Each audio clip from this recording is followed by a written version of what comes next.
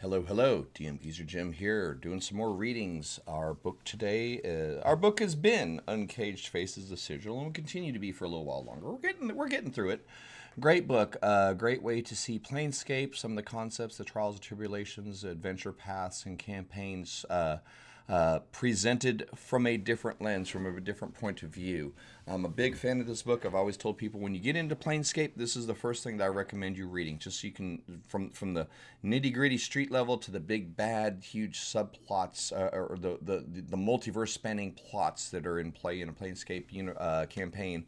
All of those are touched on in this book. So blah blah blah. Enough of me talking about it. Let's read it. Our next entry is Koi. This is talking about an Asura, a celestial, a very powerful celestial, but this is written from the point of view of multiple other non-player characters, some of them that we've encountered so far, some that really don't even feature in the book. But it's interesting. I like when we're talking about a non-player character, one of the ones, the previous one we read, Jeremiel the Exile, was him talking about himself in the greatness that he truly is, even though it's hidden. The next one, Koi, is other people talking about him. So I think that gives you more of a better picture of a non-player character. This dips into some of the Blood War stuff as well. Enough, let's read first. We'll read what's on the pages. We'll talk about who they are and how who Koi is and how they can apply to the campaign at the end of the video. Thanks for hanging out. Koi. We have no inkling of Koi's whereabouts, nor do we care. Our host fights on without him, in harmony and service to our lord Anhur. Koi once served at our side, but he had his own ideas. Now he is alone, deservedly so. He no longer serves any power. What is an Asura without his brethren? Without commands to obey? A rogue, aimless, a waste. More's the pity. Koi must have harbored some unseen taint. Mighty Absalom led us in constant charges against the Betizo and Tanari. For some strange reason it affected Koi. He saw many Asuras and Asaman die, a great honor, and said that there had to be a better way, as if he perceived something the rest of us missed. But he couldn't keep his tongue. Some self-destructive urge made him trumpet his grand scheme. Get the fiends to kill each other off, as if we weren't doing the job well enough. He was dogged in his campaign. He forced us to turn our backs on him. Of course, the haughty Asaman hadn't even the pity to pretend to listen. So Koi has had his comeuppance. We do not know where he is, but he is most assuredly alone. He has no doubt he regrets his folly, with little to do but plume his feathers. And this expert is from Vulpecula, an Asura in service to the god Anhur. The next one, Sigil has shown me a number of upper planar beings who feel as I do, who think the blood war fighting must be kept to the lower planes. Let the fiends destroy their own lands along with each other. Just look at the slags, the worst part of Sigil. See what happens when the Betizo and Tanari find their way to a place? It was millennia ago that a temporary portal opened a path between a gray waste battlefield and the Hive Ward. The Tanari decided it must be a message, there must be something special in Sigil for them, perhaps a magical weapon. The Betizu also sought this shiny new toy, but no such item existed. The two armies decimated the hive for 6 weeks and then abandoned it, like sturges deserting a desiccated corpse. The war also spills over into outland towns, particularly tiny defenseless ones, whenever a fiendish high-up feels a little wanderlust in his cold bones. Tirna Og, for example, suffered at the hands of the Tanari captain Zarathis, and the fiend's death only compounded the woe. More troops came from the abyss to avenge the loss. Perhaps worst of all, an entire layer of the abyss, 12 trees, was named for the violent capture and bloody sacrifice of 12 devas. Why this shocking act of unparalleled evil? Only so that the Tanari might gain magic power for use against the Betizu. And so I have gathered around me those who would provide the fiends with the instruments of their own destruction. We arm both the Betizu and Tanari and then stand back. Fully supplied, there's no reason to take their skirmishes elsewhere. If nothing else, perhaps one force will truly destroy the other, and that would make our own battle against the lower planes that much easier. I know that these shady dealings are well justified by the noble ends they will bring. And that was Koi speaking about his own beliefs. I can't say when Koi first landed in the cage, but it didn't take long for him to figure out who could get things done for him. Me. I'm not afraid to get messy. I'm more of a realist than Koi, so I deal with the daily goings-on. That means choosing arms makers, wig-wagging with adventurers about toting shipments back and forth, coordinating schedules with Estevan. The going's on and on. I can make sure things go smoothly and quietly one way or another, but I don't ask for praise or recognition. Just jink. This was Spiral Hallowite and Asimir in the ladies' ward. Oh, that wing flapper ain't so high flying. I sat on a secret message he sent to that bear Burke Tripicus and shut down their whole operation for a while. Now they're afraid of me. Uppity celestials like him have it in for us tieflings anyway. Lately, Coey and his sods have sent their presses messages anyway, but by street courier. They get Black Marion to sing their secrets to folks who've got the ears to listen, and I've even seen them using astral streakers to flap messages around town, though they'd better not try to use any of my flock. Half their notes get garbled, Natch. Marion's musical codes are too tough for most Burks to pierce, and astral streakers have a nasty way of getting caught in a spate of birding rain. They should have stuck with me. Kylie, one of the touts. Our next entry. Of course the operation managed by Surly, Coey, and myself is on the side of good. Of course it is. My Cardinal comrades in Elysium do not balk at offering me what weapons they can spare. But my conscience troubles me as of late. I have most strongly urged Coey, who is predicated to the acts of charity and goodwill in any case, to use the profits from our enterprise to make up for the blood war atrocities across the plains. Not losses sustained by the fiends themselves, no, they deserve every ruin and every corpse. I speak of the good and innocent beings who found themselves victims though they wanted no part of the war and had done nothing. We fund the rebuilding of razed villages, aid the construction of orphanages, and use connections of our arms network to send practical goods, a service bought from Estevan, who never gives anything for free but grief. I find the most pleasure in sending along copies of my books on the prime material, plain knowledge, is the most valuable thing that I have to offer. This was written by Tripicus, an Ursinal scholar. We'll get to him a little bit later. You may have noticed that Coey, Cyrilli, and Tripicus are connected. We've already talked about Cyrilli. We're talking about Coey now. We'll talk about Tripicus a little bit later in the book. So our next one is a beautiful birdman who looked like he'd been dipped in gold came to see us. He said he was good with jink and he had lots of extra, and we looked like we might do with a bit of a loan. Then he winked so we knew we wouldn't really owe him anything. But this way it wasn't just a pitiful handout like we were a bunch of hopeless bubbers. It was a loan. I liked him. He had big wings that were green and gold and so sparkly we had to squint when the sun came out from behind the clouds. We walked him all through our burg, and he looked at it, what was left of it, my father said. The birdman gave out silver pieces to all folks who could tell him for real what they needed to get back on their feet. When Groose said he needed 50 silvers to rebuild his kip, the birdman's fiery red eyes got dim. He knew Groose was a liar just by looking at him with those eyes. I like that. A while later, a big caravan of wagons came with boards and stones for building and stuff, and big sacks of grain and seed. Oh, there were also lots of heavy books that we used for kindling. Vartia Toth of an independent village that was laid base by a fiendish clan. That nosy Asura was here again, another one of his surprise inspections which always turns up nothing. He kept looking me in the eyes. I just wanted to check the shipment for myself, he said. Just to make sure everything is as it should be, he said. By the cut of my tusk, when has it not been? Whether the arms are channeled through Sigil or sent directly from the upper planes to the lower, they have my mark on them. The mark of the Planar Trade Consortium. Success is guaranteed. That Talon fool also shows up in Yeoman, as if my workers on Bitopia couldn't handle things, to pour over shipments before the caravans track them down to the fiends. He pokes about, but neither he, nor Cyrilli, nor Tripicus actually deliver anything. Bah! Those Celestials wouldn't know how to hammer out an ironclad deal with the Batizu or keep the Tenari from skewering them alive. I marvel that they're able to make their operation work at all, until I remember that I'm the one that's really running it. Estevan, a merchant lord of the Planar Trade Consortium's entry. I don't want to run coins round town for Zadara no more. When that sodding Asura takes that jink from me, I feel like he's a bright light shining right in my face and everything is showing. Plus, he's so blasted thankful and chipper, going on and on about the good cause and how many Burks get helped and how he couldn't do it without Zadara's money. It's like he's trying to guilt the dark of it out of me. Then I go back to the Titan's fancy case, and she's all eager to see if he took the jink, which he always does. Then she always laughs about it. I hate her laugh. Zadara thinks it's great fun to fuel the blood war. The longer it goes on, the more cash she makes. She got bags of secret jink tied up with the upper planar Burks that forged the weapons. I'd say at least half the stuff that Koei buys puts coins right back in Zadara's big pockets. And dragging the war out just means that the fiends will keep needing to buy more swords and clubs and scythe and magic, which means that they've got more weapons to fight with, which means that the war keeps going, which means that Zadara makes more jink. It's a circle of greed. Ain't nothing noble in it, no matter what that Asura says. Does he really think Zadara is in it because it's the right thing to do? I want to call it quits. One of these times, Koei's going to ask me a tricky question right out. He'll catch me in a lie, then one way or another, I'm a debtor for sure. This excerpt was Pavo, a runner for Zadara.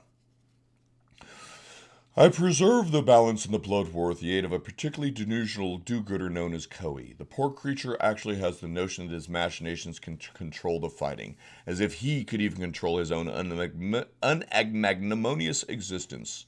It would be pitiable if it were not so amusing, and so useful to have a peon diligently doing my work for me, although I suppose I must continue to allow him to believe himself in charge. I can afford to be charitable in such a small matter. The Asura should, in fact, be honored that I choose to wear my true form in his presence. Others I manipulate are not so lucky, but it serves my end. Koei's little plan to arm both sides gives me the chance to make the war deliciously even. I only need to make small corrections here and there to his shipments, a master's touch, nothing more. This excerpt was from Jeremoril the Exile. We read about him a little bit ago. I only found out about it because I beat up the right basher, but I can't decide how I feel. I mean, if Koei keeps the fighting on the lower planes, none of us in the cage can get to share in the destruction. Should be spreader all around. It ain't natural to shut entropy up in a box and slam the lid. The beauty of Ruin is its randomness, its free-willing spirit. Of course, the fact that Koei's prolonging the war, actually feeding it and letting it flourish, is real nice. I have to give him credit for that. Fact is, the whole situation's on its head. On one side is a Tanari, that Cambion rule of three, who's working to end the war, even though it's for an evil reason. He wants all the fiends to join forces against the rest of us. And on the other side is Koei, a good cutter who's working to keep the war going, even though it's for a noble reason. He wants the fiends to knock each other off. I don't know which side's more entropic. I wonder if the Zausatecs have this problem. This was Trez Damrod, a warrior of the Doomguard, one of the factions within Sigil. He didn't choose me, I chose him. Koei clearly was on a mission, and those are the kind of people I want working for me. If he can make use of my Eladrin connections back on Arborea, let him. Support for myself here in the cage is what I need, and he's glad to provide that. As for keeping the fiends out of my backyard and preventing the fruitless distractions, that's fine with me. I must focus on my cause. When I get to be high up in the Hall of Speakers, when I can stand on the shoulders of my new faction, I'll toss around some authority to the Asura's benefit. Perhaps I'll even send a few lawgivers his way. After I get what I came for, of course. This was Cyrilli, the Fire Eladrin. Remember, she was responsible for the planarists. She's trying to establish a new faction that keeps all the prime material people away from Sigil. And our next entry. It is rare when patrons depart my establishment without feeling more centered, their bodies and minds restored and rejuvenated. A body's got to rid himself of distractions before he can meld action and thought, having an inner well of peace to draw from when outside forces are troubling. But there's one called Koei who comes again and again, looking for something in himself I can't seem to help him find. He's pensive, his shoulders often drawn tightly up, and he shies from the touch of my workers, usually preferring to sit in a darkened chamber and soak up the soothing glow from a tank of light asamon. On the few occasions when one of my assistants files his chipped ruby-red talons, I chide him against walking too much on the streets of Sigil, but he insists on moving about with the people. The Asura has always refused tea and instead jots things down in a journal for the duration of the treatment. If Koei is on some kind of a mission for his power, I fear he won't succeed.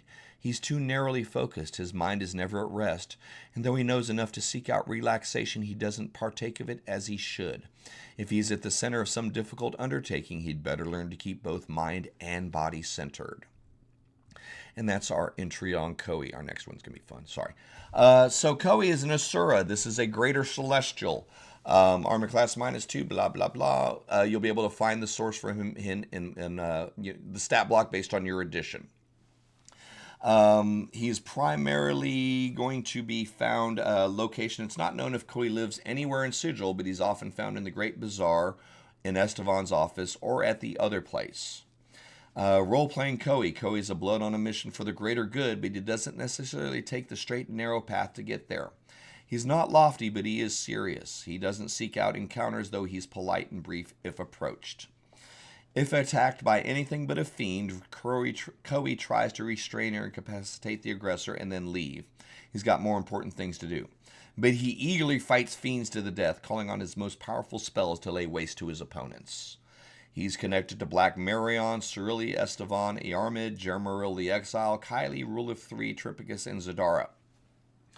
All right, so that's our reading. Not so much.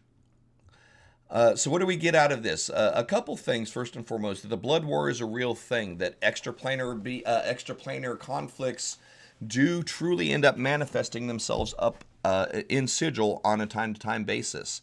Koei represents one of the the dualities, for lack of a better term. The fact that you have good people that do something evil for the greater good. You have evil people doing something evil for the greater evil. Kind of the duality of nature. And a question that a lot of us have asked ourselves in D&D terms. Why not help the Blood War? Why are we let the Blood War rage? Let the demons kill the devils. Let the devils kill the demons. As long as they're busy killing each other, the multiverse is a better place. Heck, a reference is in 5th edition's. It's been around for a while. Zariel, the Lord of the current Lord of the first layer of the first layer of the Nine Hells, Avernus. Very much the same thing. Rather than being like Koei, she had a little bit more of a direct hand in joining into the Blood War. So, if your campaign is having to do with anything in the Blood War in the lower planes, if you choose to follow those paths when you're running a Planescape campaign, Koei and his cohorts can feature very heavily. We're trying to move weapons from the Celestials from Mount Celestia and Bitopia and Elysium down to Hades and the Abyss and the Nine Hells. A Celestial ain't going to roll on down in there. Obviously, we saw the entry from Estevan where he spoke about how he's truly the one that's taking care of the campaigns, that the Celestials they're not capable of moving on and on and on. So what that does is it leaves space for our player characters to step into the story. Resuming, maybe they're the ones taking care of the deliveries. Maybe they discovered that the Blood War could have ended a long time ago had it not been for the Celestials continuing it going. The arms trade fueling an infinite cycle of destruction. Whether your players feel good or bad about it is up to you. What I appreciate more about this story is we get to see a non-player character from probably a dozen different points of view that build a greater story. Whether they like Koei, they hate Koei, this is more of a commentary about the Blood War and about how this infinite cycle of destruction between lawful evil and chaotic evil is further fueled in the name of good. So yeah, that's kind of where Koei kind of drops into it. Now, keep in mind, Koei on their own is not going to come as a non-player character. They're likely not going to feature on their own because they involve Cerilli and Tripicus, Estevan, Zadara, on and on. This is the idea of the Blood War armament program, for lack of a better term, the lend-lease between the devils and the demons. It's going to be for mid to high level play. The people that are involved, non-player characters involved, and certainly the monsters that are involved in a Blood War campaign are higher levels. So obviously, kind of keep that in mind in regards to your adventure or campaign design. But yeah. The story about Koei is pretty interesting. Like I said, it's a look at the Blood War. It's a look at commerce. It's a look at betrayal. It's a look at factions within the city. It's a look at people within the city, beings within the city are willing to get a little bit dirty to do some good. People in the, some of the guys that are on the evil side of things understand we got to do a little bit of good to further our evil. Showing that morality, even though Planescape in itself is a physical manifestation of alignments through the outer planes, that the moral decisions day to day and the morality of individuals is still as fluid as it is anywhere else in the multiverse. So just because you're a lawful good Aasimar doesn't necessarily mean that you're not willing to break some laws if you truly believe the greater good is going to be served, right? But that's it. We're going to go ahead and wrap up on Koei here, and I think we're going to do Kylie next, and that will be the end of our series for today. Thank you so much for hanging out. Likes, follows, subscribe, shares, comments, all that cool stuff is appreciated. Let me know what you think. Let me know what you like. Let me know what you don't like. As I'm getting through these audiobooks, trying to get better at them, I would love to have some feedback to know what I need to do better and need to do worse. I can't improve, without feedback, so I have to assume I am just fucking badass at this because ain't no one said you suck. I'm kidding. Above all else, thank you so much for your time. I hope you've enjoyed this series, and I hope to see you back for more soon. Take care, and we'll see you soon.